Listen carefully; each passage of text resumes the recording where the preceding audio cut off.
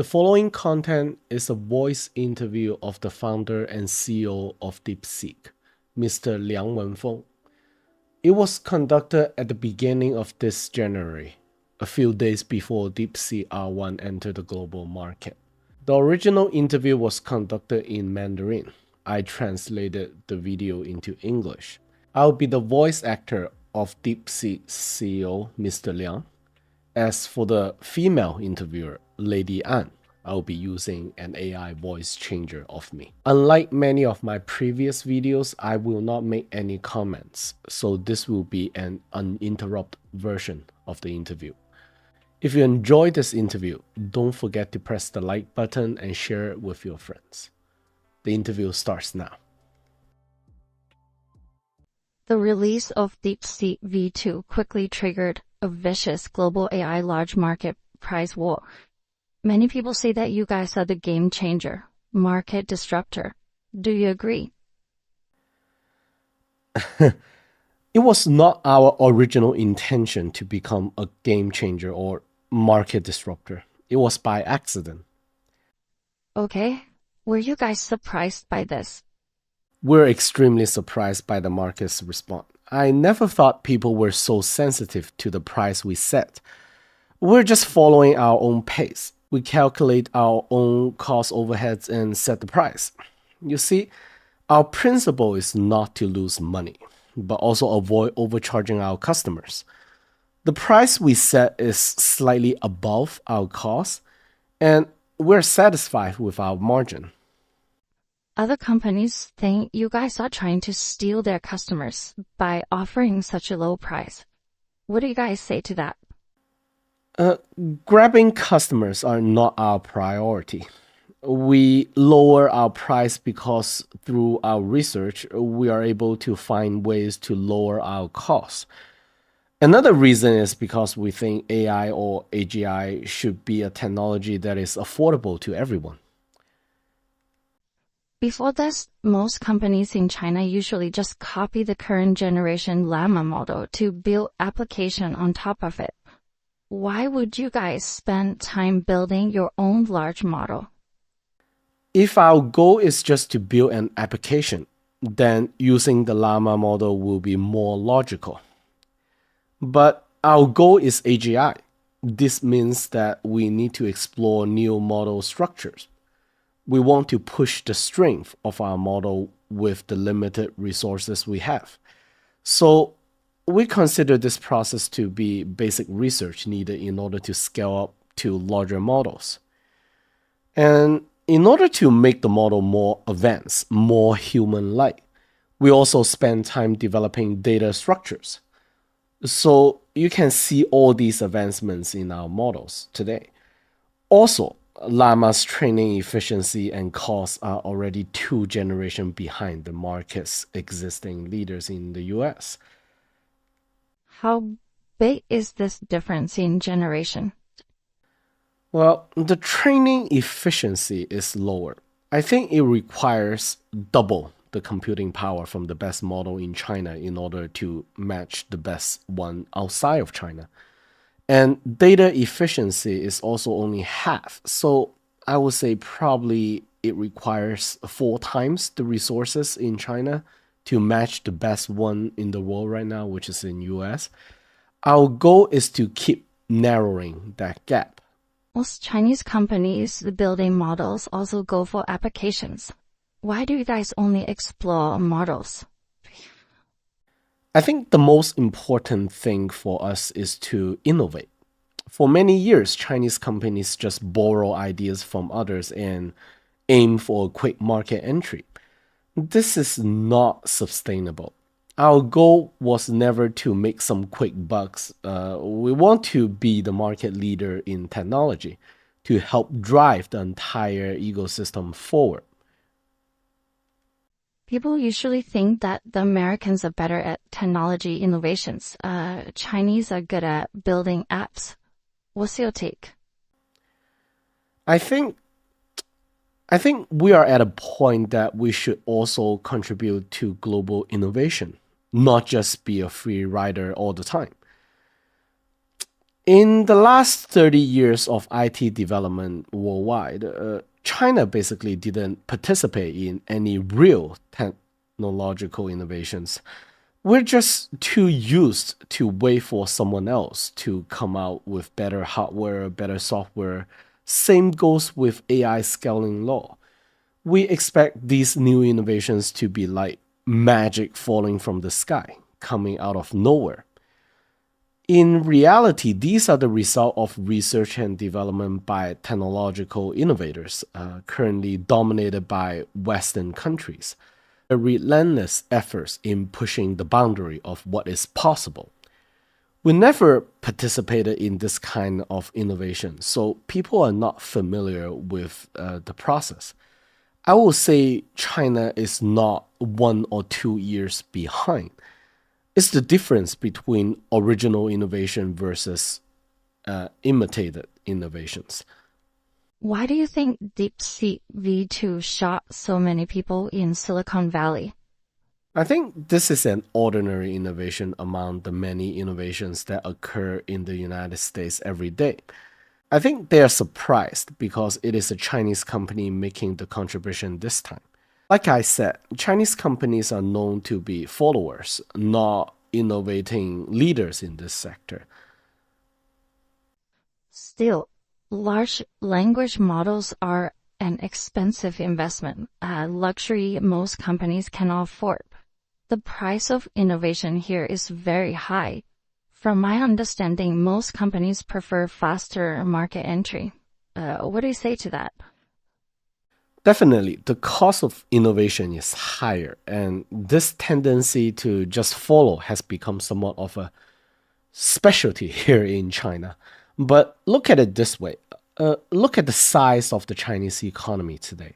Also, the profit from these giant tech companies like ByteDance or Tencent, what they generate annually is substantial even by global standard. So what we are lacking is certainly not funding. It's the lack of self-confidence and the lack of experience in putting together talents to achieve these innovations. Why do you think Chinese companies, including those large companies with substantial funding, why won't they prioritize in innovation? Um, well, in the last 3 decades, we Chinese prioritize in getting wealthy quick. We ignore real innovation. Innovation is not purely market driven. It also requires curiosity and I would say a creative driven attitude. I think Chinese people are just too used to be follower. It subconsciously limit our imagination. But I think it's only temporary. It's due to change. After all, you guys are a for-profit enterprise, not non-profit research institute. You guys decide to go down the path of innovation, then decide to share this new product through open source. How and where do you guys plan to place the barriers on your products? Won't this new innovation easily mimicked by others? For this kind of breakthrough advancement, the time you can buy from protectionism is limited. Even companies like OpenAI choose to become closed source. It cannot avoid being caught up to and eventually surpass. That's why we choose to value our team. Through this project, our colleagues get to learn how to work together efficiently, gather know-hows, forming the innovative organization and culture. These will eventually become our advantage, our barriers, let's say. I don't think we lose much by adapting open source, writing research papers for our engineers, being followed by others is actually a great achievement on its own. Being open source is a display of attitude. It's not profit driven. No. We wear this achievement as a badge of honor. We believe this will attract more talents. Well, Being the sector leader in large language model is hardly an absolute advantage. Are you guys gambling for something bigger? What we see is that China cannot be a follower in the AI sector forever. The common knowledge is that China's AI sector is 1 to 2 years behind that of the United States. But from my perspective, the real difference is original innovation versus, let's say, reverse engineering. If we cannot change this mentality as a follower, we will always be the one who's playing catch up. So we can't really avoid exploring our path forward, our own path forward, that is. NVIDIA's market leading position is not only the result of NVIDIA itself, but the result of combined strength of the entire Western R&D community. They can see where the future lies, where the industry is heading. China's AI sector also need this kind of ecosystem. Many Chinese chip companies are falling behind and not taking off because of the lack of technological community support. This kind of innovation ecosystem that we do not have. What we receive are always second-hand information. That's why China really need people like us to position at the frontier of technology. This is not simply more investment, but how companies position itself in the market. You guys carry this kind of idealistic attitude, just like OpenAI did in its early days. Will you choose to become closed source like them as well in the future? I know that both OpenAI and Mistral were open source in their early phase. Now they're both closed. No, we will not. We believe the most important thing is to build a strong technological ecosystem. So we will not become closed source. No. Are you guys seeking more rounds of investment? There are news floating out there that your investors might have planned to take Deepseek public. Most neo-tech companies in Silicon Valley also cannot avoid joining with the tech giants. In the short term, we are not looking for new investors. The problem we face were never funding, but the high-end AI chips that is not available to us due to sanctions. Many argue that AGI development requires visibility and many partners. Unlike some of the other projects where you can just do it by yourself, this will drive up costs quickly. What's your plan to handle those extra costs? Larger investment doesn't always lead to more innovation, or else, large companies would have monopoly all the innovations. Are you guys skipping the application market because of the lack of operation experience or something else? I think AI is at a stage where there will be many technological breakthrough. I think the real era for AI application has not yet arrived. In the long run, we aim to create an ecosystem. I want Deepseek to focus on advancing large language model AI, stay in the market leading position while our partners build applications and values using our models. This include partners using our models for 2B or 2C business. If we can successfully create the ecosystem, then there's no need for us to develop our own applications. Of course, we will not shy away from app business, but research and innovate in LLM will always be our top priority. Why would people choose Deepseek for API instead of, let's say, those tech giants in the long run? Our world probably consists of companies specialized in unique sectors. LLM require continuous innovation, and this might not fit the priority or culture of larger companies, such as those big tech companies. Larger companies have their own limits. But can Deepseek pull ahead and maintain the advantage with technological innovation alone? As you said, the technology secret isn't a strong enough barrier. Yes, but technology development requires time and resources. NVIDIA graphic cards, theoretically speaking, has no secrets. It is easy to duplicate. But to organize a team and chase after new generation technology needs time. So the real barrier is wider than most people anticipate. DeepSeek's new price was followed immediately by BitDance's price adjustment. It means that these larger tech companies are feeling threatened. How do you see the competition between startup innovative companies such as yourself in relation to larger market-leading companies and tech giants?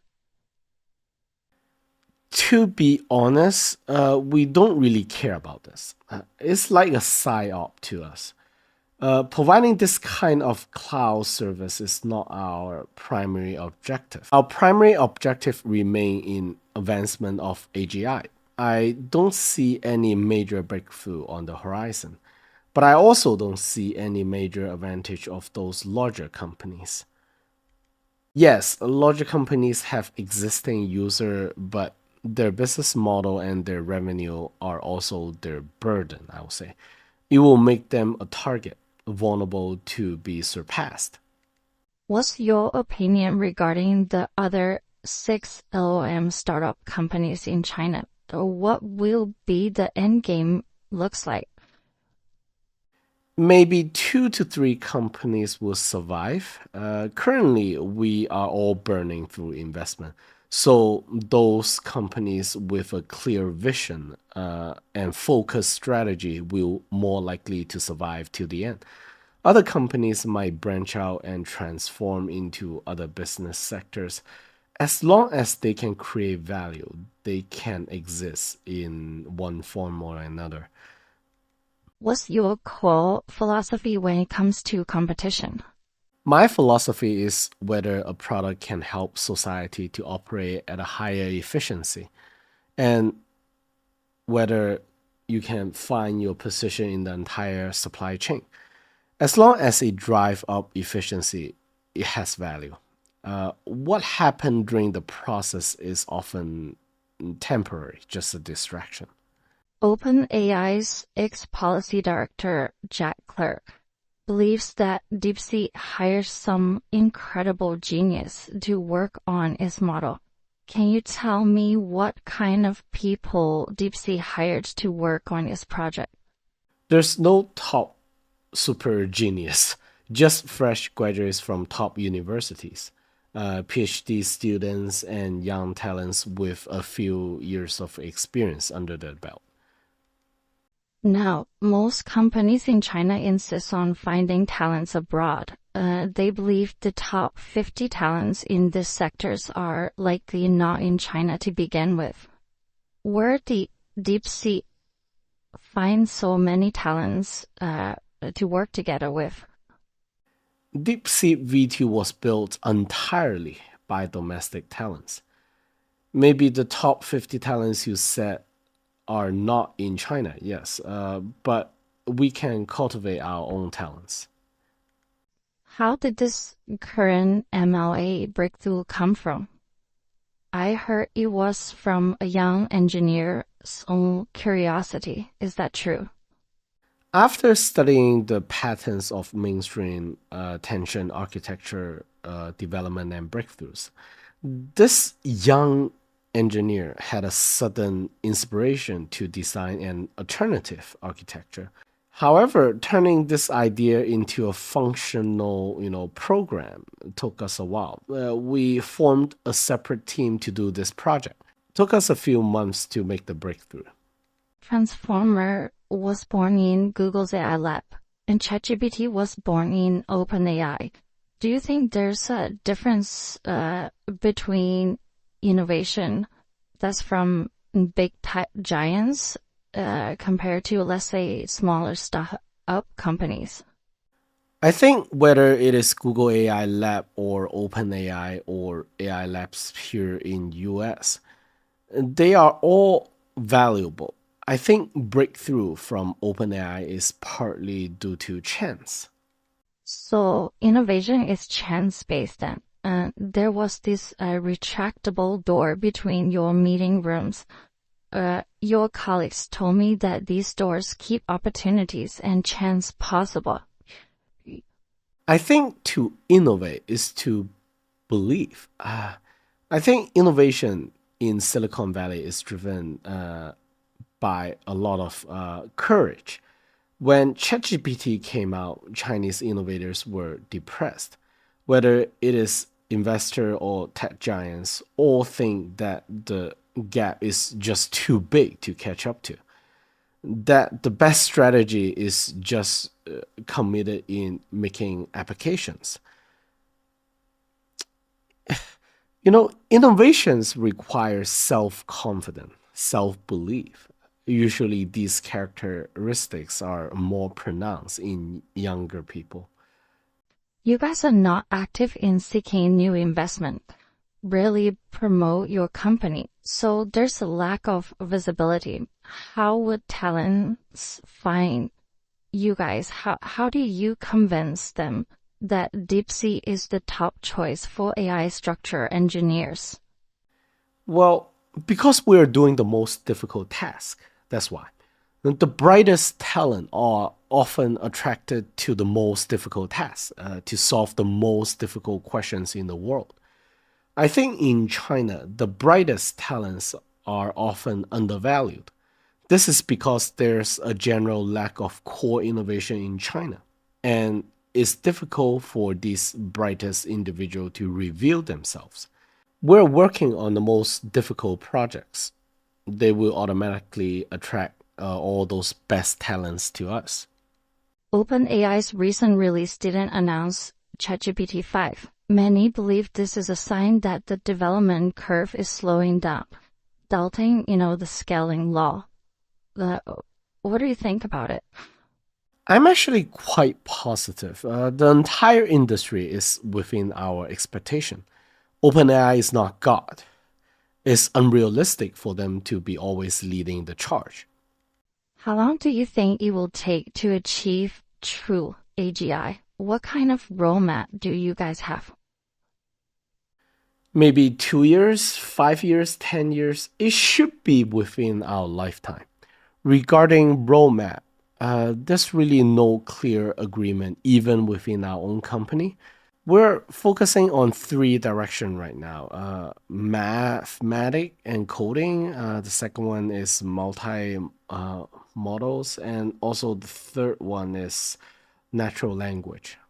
Math and coding serve as a natural testing bed for AGI. It's like chess game. It's unclosed and we can always verify it. Maybe this kind of self-learning can achieve high degree of artificial intelligence. The second direction is this kind of multimodal, is to engage AI in real-world learning. I think this is vital for AGI as well. We are open to all possibilities anyway. What's your primary focus at this moment? My main focus is on the development of the next generation AI model. Okay, last few question. The global economy is heading for a downturn. Capital investments are slowing down. Will that impact innovative projects, this kind of original core innovation that you refer to? Not exactly. The Chinese economy is undergoing a structural transformation. Future growth will rely more on core innovation. When Chinese people realize that the era of market quick money grabbing is over, they will be more willing to participate in true innovation. So you're quite positive then. I was born in the 1980s and grew up in a Tier 5 city in Guangdong province. My father was an elementary school teacher. Back in the days, there's many opportunity in making good money here. Parents back in the days come to our home and tell us that it is useless to go to school. Now, however, their perspective has changed because it is no longer too easy to generate wealth. The taxi drivers are about to lose their jobs to AI. In just one generation, the world has changed a lot. Core innovation in the future will become mainstream. Maybe today this concept is still not well understood because the society need to undergo transformation, some kind of re-education to adapt to the new reality. When people start to see more innovators become successful and generate wealth through it, their mentality will change. And we just need more successful cases to prove to the Chinese people that this is the right path forward. Okay, that's the entire interview. I did remove maybe 10% of the content because they were talking about Chinese individuals in the tech sector that my foreign audience probably cannot relate to. Thanks for watching and please tune in regularly for more content. A friendly reminder that this is a geopolitical channel where I present a Chinese perspective to events occur around the world and also give you guys my own analysis. I just turned 40 last weekend, and according to my YouTube statistic, I have a very mature audience base. 75% of you guys are older than me. I read all the comments you guys leave, and I try my best to answer all the questions. Thanks again, and have a wonderful day.